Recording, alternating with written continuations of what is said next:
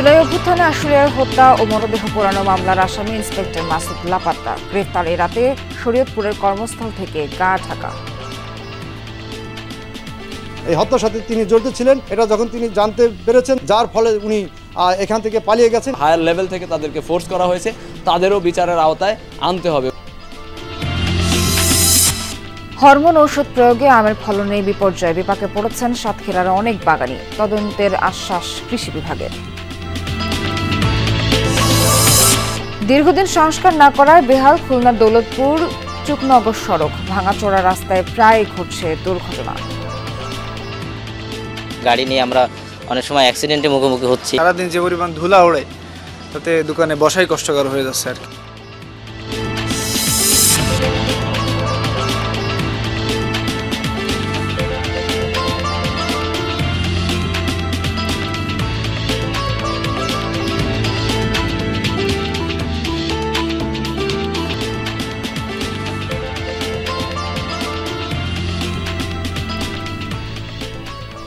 স্বাগত সবাইকে, আমন্ত্রণ সংবাদ সারাদের সাথে শিরোনাম দেখছিলেন, পুরো খবর জানাবো আমি নাবিলা সোহার। ছাত্র জনতার আন্দোলনে 6 জনকে হত্যার পর মরদেহ পোড়ানোর মামলার আসামি পুলিশ কর্মকর্তা মাসুদুর রহমান 2 সপ্তাহেরও বেশি সময় ধরে কর্মস্থলে অনুপস্থিত।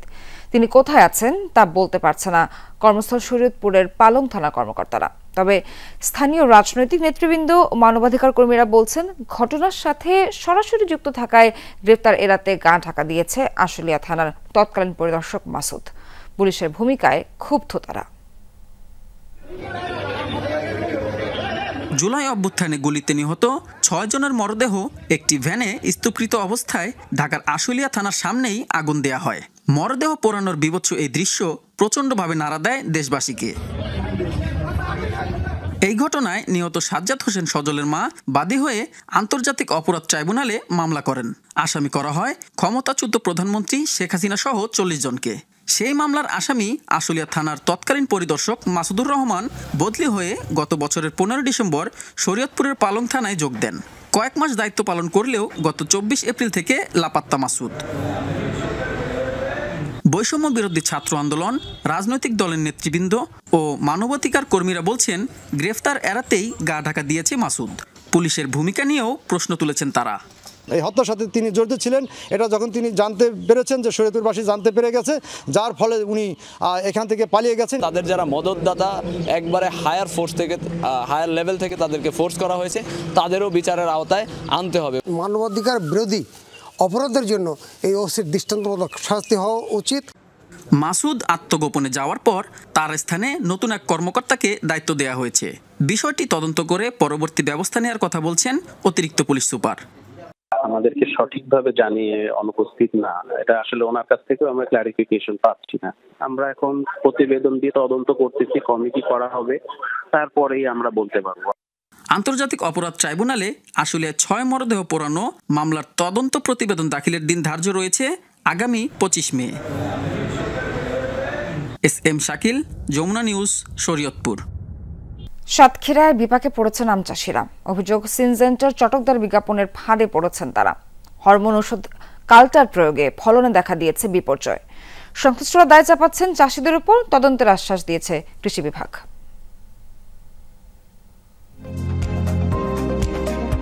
ফেসবুকে চটকদার এমন বিজ্ঞাপন সিনজেন্টার, তাতে আকৃষ্ট সাতক্ষীরার অনেক আম চাষি দেখতে চায় মাঠ পর্যায়ের চিত্র। সাতক্ষীরা পৌরসভার পার্কুকরালি এলাকার কবিরুল ইসলাম তার দাবি, ডিলারের পরামর্শে ব্যবহার করেছেন সিনজেন্টার হরমোন ঔষধ কালটার। কেমন ফলন পেয়েছে তিনি? যারা ডিলার তাদের কাছ থেকে নিয়ে সেই আমাকে আশ্বাস দিয়েছে। তো আমি সেই তার কথার মতো পরিপ্রেক্ষিতে আমি এইটা ব্যবহার করি। বাগানে ব্যবহার করার পরে এখন দেখছেন আপনারা, আমার এই 8 লক্ষ টাকার বাগানে 8,000 টাকার আম নাই। সদর উপজেলার ঘুটেরডাঙ্গি এলাকার শফিকুল ইসলাম গেল 2 বছর বিদেশ গেছে তার বাগানের আম, এবার ফলনে বিপর্যয়। আরও অনেকের একই অবস্থা, এজন্য সিনজেন্টাকে দায়ী করছেন তারা। যার মাধ্যমে নিই দোকানদার, ওনার কাছ থেকে বলার পরে উনি বললো যে কোম্পানি তো ভালো, কোম্পানি তো অনেক বড় কোম্পানি। সেই বিশ্বাসে কালটার ব্যবহার করেছি। এই কালটার ব্যবহার করার কারণে এই পুরো বাগানটা এই আমার এই প্রায় 3 লক্ষ টাকার বাগান পুরোটাই নীল। যেটা গাছের উপকারিতা হয়, আমাদের সন্দেহ যে কেমিক্যালটা হচ্ছে কম দিয়েছে বা দেয়নি। কোম্পানির অফিসারদেরকেও আমরা জানাইছি অনেকবার, এখন অফিসাররা আমাকে আশ্বাস দেয় যে আমরা আজকে না কালকে না পরশুদিন, এইভাবে আমাকে 8-10 বার ডেট দিছে। আমি চাষিদেরকেও সেভাবে বলেছি, তারা আসতেছে না। চাষিরা বলছেন কোম্পানির পরামর্শ গাছে মুকুল আসার 90 দিন আগে পরিমাণ মতো প্রয়োগ করতে হবে কাল্টার, দিতে হবে 2 বার, তাহলে ফলন নিশ্চিত। সাতক্ষীরার যে সকল চাষিরা এই নিশ্চয়তার ফাঁদে পড়েছেন তারা নিঃস্ব। সম্প্রতি ভুক্তভোগী শফিকুলের বাগান পরিদর্শন করেন সিনজেন্টার 3 প্রতিনিধি। ঘটনাস্থলে যায় যমুনা টেলিভিশন, তবে ক্যামেরার সামনে কথা বলতে রাজি নন কেউ। তারা দায়ী চাপাচ্ছেন চাষিদের উপর। আপনার মাল নিয়ে চাষিরা ক্ষতিগ্রস্ত, সেটা কোম্পানি দেখবে কি করা যায়, সেজন্য তো হয়েছে। আপনিও তো বাগানে দেখলেন, কি বলবেন এখন? বলোইনি, এটা দেখলাম। কৃষি বিভাগ বলছে ভালো পরিচর্যা করলে গাছ স্বাভাবিক নিয়মেই ফলন দিবে, দরকার নেই হরমোন প্রয়োগের। গাছের যে স্বাভাবিক প্রক্রিয়া আছে সেই প্রক্রিয়ায় যদি আমরা রাখতে পারি তাহলে আমার গাছগুলো দীর্ঘস্থায়ী হবে। তো কৃষি বিভাগের পক্ষ থেকে এই ধরনের কোনো হরমোন প্রয়োগ করার পরামর্শ আমরা কখনোই দিই না। বাগান চাষিদের ক্ষতি হলে কোম্পানির বিরুদ্ধে ব্যবস্থা নেওয়ার আশ্বাস দিয়েছে কৃষি বিভাগ। আকরামুল ইসলাম, যমুনা নিউজ, সাতক্ষীরা। ভ্যাপসা গরমের মধ্যে বৃষ্টি নেমেছে সিলেটে, কিছুটা স্বস্তি ফিরেছে জনজীবনে। এ বিষয়ে আরো জানবো, যুক্ত হচ্ছেন সহকর্মী নাবিল হোসেন। নাবিল, বৃষ্টি কি এখনো হচ্ছে সেখানে? তাপমাত্রায় প্রভাব কেমন দেখছেন বৃষ্টি পড়ার পর? সোহার, সকাল থেকে আসলে গত 3-4 দিন ধরে যে ব্যবসা গরম ছিল সেই গরমটা নেই, এবং তার কারণ হচ্ছে আজকে সকাল থেকেই সিলেটের আকাশটা মেঘলা ছিল, বাতাস ছিল, পাশাপাশি এরপর থেকে সকাল 11টার পর থেকে আসলে গুড়ি গুড়ি বৃষ্টি শুরু হয়। বৃষ্টিটা এখনো আছে, তবে এই মুহূর্তে বৃষ্টিটা কিছুটা কম। নিশ্চয়ই দেখতে পাচ্ছেন সড়কটা এখনো আসলে ভেজা রয়েছে এবং খুবই কম গুড়ি গুড়ি বৃষ্টি, আবার কখনো সেই বৃষ্টির যে পরিমাণ সেটি বাড়ছে। আবহাওয়া অধিদপ্তর আমাদেরকে জানিয়েছে সকাল 6টা থেকে দুপুর 12টা পর্যন্ত সিলেটে 27 মিলিমিটার বৃষ্টি হয়েছে, এবং আজ সারাদিনই আসলে এরকম আকাশ মেঘাচ্ছন্ন থাকবে এবং পাশাপাশি বৃষ্টির একটি সম্ভাবনা আছে বলে আমাদেরকে আবহাওয়া অধিদপ্তর জানিয়েছে। এবং এই বৃষ্টির কারণে একদিকে যেমন স্বস্তি আছে, সেই স্বস্তিটা হচ্ছে যে গরমের যে ব্যবসা একটা ভাব ছিল, সাধারণ মানুষ অনেকটাই আসলে গরমে তেক্ত বিরক্ত ছিলেন, সেখান থেকে বৃষ্টি আসার পর শহরটা শীতল হয়ে এসেছে, ফলে মানুষের মধ্যে কিন্তু একটা স্বাভাবিক স্বস্তি আমরা দেখেছি। আর দুর্ভোগের যে বিষয়টি, যেহেতু আজকে আসলে এই সপ্তাহের প্রথম কর্মদিবস এবং পাশাপাশি শিক্ষা প্রতিষ্ঠানও আজকে আসলে এই সপ্তাহে প্রথম খুলেছে, ফলে যারা আসলে ঘর থেকে বের হয়েছেন, অনেকে প্রস্তুতি নিয়ে বের হননি, অর্থাৎ ছাতা রেইনকোট সেগুলো নিয়ে বের হননি, তারা কিছুটা ভোগান্তিতে পড়েছেন।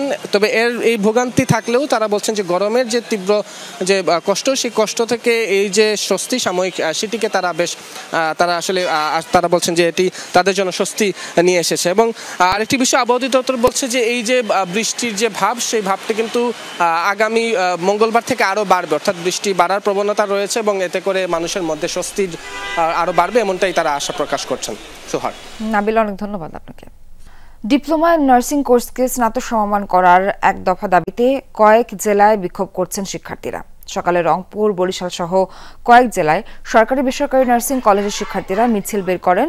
বলেন, ইন্টারের পর প্রায় 3 বছর একাডেমিক পড়াশোনা শেষে 6 মাস ট্রেনিং এর পর তাদেরকে সার্টিফিকেট দেওয়া হয় এইচএসসি সমমানের, যা নেহাতি বৈষম্য। রংপুরে দাবি মেনে না নেওয়া হলে আগামী 16 তারিখ নার্সিংয়ে ভর্তি পরীক্ষা বন্ধ করে দেওয়ার ঘোষণা দেন আন্দোলনকারীরা। কঠোর আন্দোলনের হুঁশিয়ারি দেওয়া হয়েছে বাকি জায়গাতেও। শেখ হাসিনা সহ 3 জনের বিরুদ্ধে জুলাই-আগস্টে গণহত্যার মামলার তদন্ত প্রতিবেদন জমা দিয়ে ব্রিফ করছেন চিফ প্রসিকিউটর তাজুল ইসলাম। সরাসরি যাচ্ছি সেখানে।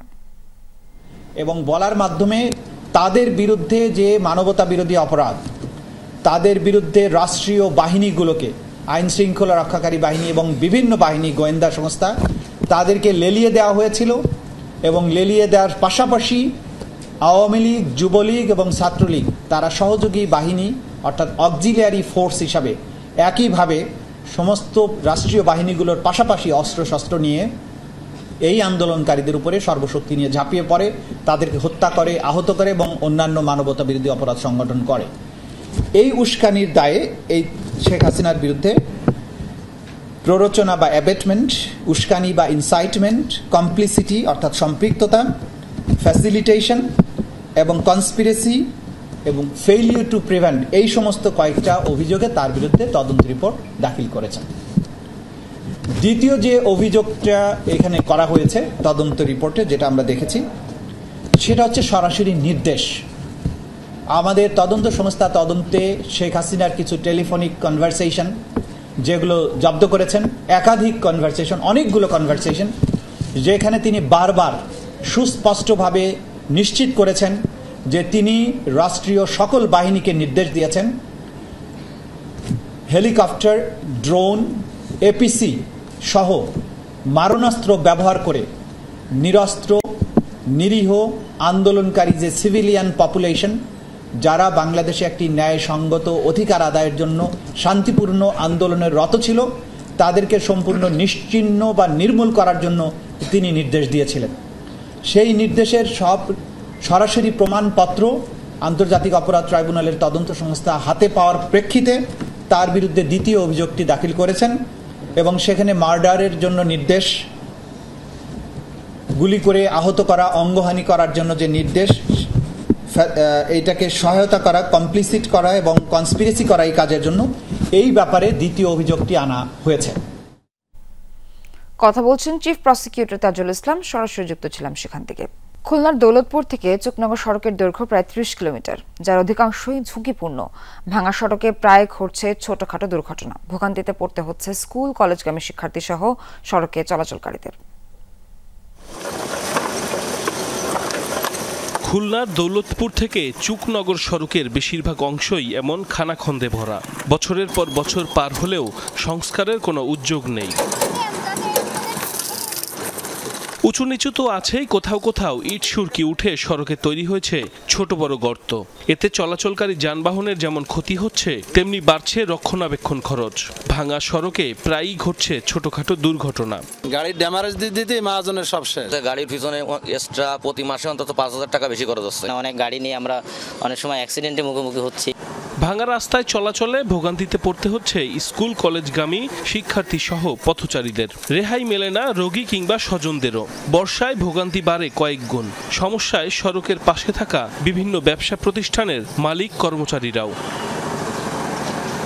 বৃষ্টিতে পানি বেঁধে যায়, মাছাড়িদের মতন হয়ে যায়। প্রেগনেন্ট রোগী নিয়ে আমাদের যেভাবে যাওয়া উচিত সেভাবে যেতে পারি না, তার অনেক কষ্ট হয়। একটা রোগী সময় মতন নিয়ে আমরা পৌঁছতে পারতেছি না। অসুস্থ মানুষ যেরকম একটু গাড়িতে তাড়াতাড়ি নিয়ে যাবে ডাক্তারের কাছে, তাতেও সমস্যা হচ্ছে। সারাদিন যে পরিমাণ ধুলা ওড়ে, তাতে দোকানে বসাই কষ্টকর হয়ে যাচ্ছে আর কি। রাস্তার পরিস্থিতি যখন এতটাই দুর্বিষহ, তখন ক্যামেরার সামনে কথাই বলতে চান না সড়ক বিভাগের নির্বাহী কর্মকর্তা। যমুনা টেলিভিশনের ক্যামেরা বন্ধের অনুরোধ জানান তিনি। বক্তব্য দিতে পারবো না, এটা হলো বক্তব্য। আর যদি অন্য কোনো প্রশ্ন না থাকে, ক্যামেরা মনে হয় বন্ধ করাটা ভালো। চুকনগর রাস্তা খারাপই, কিন্তু আসলে বক্তব্য দিতে গিয়ে যদি নিজের ইয়েটা নষ্ট হয়, সেটা আসলে তেমন ভালো লাগে না। খুলনা থেকে চুকনগর পর্যন্ত প্রায় 30 কিলোমিটার সড়ক দিয়ে যাতায়াত করে ডুমুরিয়া, ফুলতলা ছাড়াও যশোর, মনিরামপুর, কেশবপুর ও অভয়নগর উপজেলার কয়েক লাখ মানুষ। সাইফ আহমেদ, যমুনা নিউজ। ঝিনাইদহে রেলপথ সংযোগের দাবিতে মানববন্ধন করেছেন স্থানীয়রা। সকালে শহরের পায়রা চত্বরে গণস্বাক্ষর মানববন্ধন কর্মসূচির আয়োজন করে ঝিনাইদহ শহর রেলপথ চাই বাস্তবায়ন পরিষদ। বক্তা বলেন, ঢাকা থেকে মাগুরা জেলা পর্যন্ত রেল লাইনের কাজ শুরু হয়েছে। সেখান থেকে যশোরের সাথে সংযুক্ত হয়ে খুলনা যাবে রেলপথ। এর সাথে কয়েক কিলোমিটার সংযোগ স্থাপন করলেই ঝিনাইদহ মূল শহরের সাথে রেল লাইন সংযোগ দেওয়া সম্ভব। এ সময় মাগুরা হয়ে ঝিনাইদহ শহর এবং যশোরের সাথে রেল লাইনের সংযোগ স্থাপনের দাবি জানানো হয় মানববন্ধন থেকে।